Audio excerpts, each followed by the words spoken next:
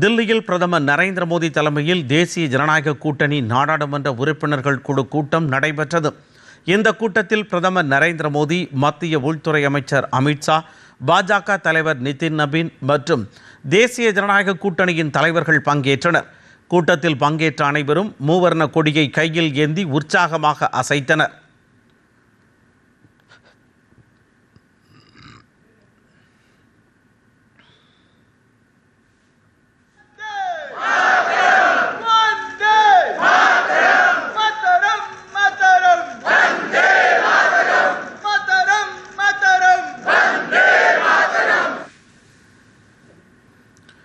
தேசிய ஜனநாயக கூட்டணியின் வாராந்திர நாடாளுமன்ற கட்சி கூட்டம் மங்கள் மிலன் என அழைக்கப்படுகிறது.